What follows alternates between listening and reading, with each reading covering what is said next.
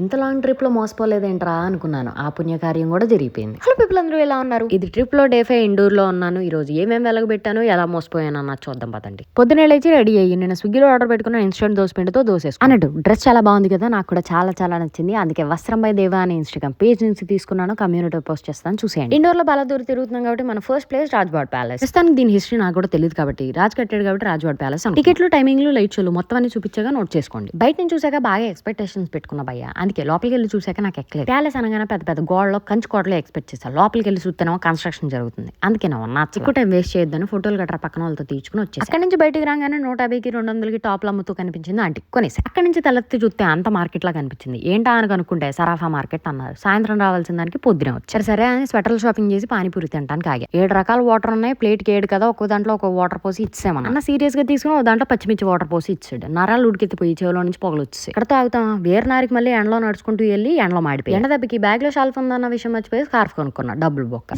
చేసి కాంచ్ మందిరికి వచ్చా. ఇది జైన్స్ టెంపుల్ అంట మామ. లోపల అదిరిపోయింది, నెక్స్ట్ లెవెల్ అంది. నేను కెమెరా ఎలా లేక చూపించలేదు, కానీ మీరు వెళ్తే ఖచ్చితంగా చూడండి. అక్కడ నుంచి బయటకు రాగానే ఆటో అన్న కనిపించాడు. ఎండలో మాట్టం కంటే ఆటో ఎక్కడం బెటర్ అని బేరవాడి మీరు ఎక్కేసా. అన్న రైరేమంటూ హరిరావు హోల్కార్ ఛత్రికి తీసుకొచ్చాడు. అటెండెన్స్ వేయించుకుని లోపలికి వచ్చా. ఇక్కడ అంతగా జనాలు లేరు, కనీసం చరిత్ర చదువుదాం అంటే అది కూడా లేదు. అందుకే అటు ఇటు దగ్గరగా తిరిగి చూసి వచ్చేసా. మన next place Lal Bagh palace. లో కొంచెం ప్యాలెస్ తనం ఉట్టి పడుతుంది. అలా టికెట్ తీసుకుని లోపలికి రాగానే మల్లేశ్వరి సినిమాలో ప్యాలెస్ ఫీల్స్ ఇచ్చినాయి మామ. అలా అనుకోగానే స్లోగా చంద్రముఖి సినిమాలో ప్యాలెస్ లా మారుతున్న ప్యాలెస్ ని చూసా. మామ నిజం మామ, నీ మీద ఒట్టేసి చెప్తున్నా, ఇదేదో హై రేంజ్ చంద్రముఖి ప్యాలెస్ లానే ఉంది. కొంపతీసి సినిమా ఎక్కడ తీసారంటారా? కొంపతీసి చంద్రముఖి వస్తే నన్ను ఎక్కడ పెట్టేసుకుంటుందామని పరిగెత్తుకుంటూ బయటకు వచ్చేసి ఇప్పుడు మొదలైంది మామ అసలు మోసం. అదేదో ఫేమస్ వైష్ణవి దేవ ఆలయాన్ని తీసుకొచ్చాడు. లోపలికి వచ్చి అంత సెట్. అదేదో గుహలా ఉంది. ఎల్లి ఎంతకెళ్ళిన గుడ్రేది అర్థమైందన్న.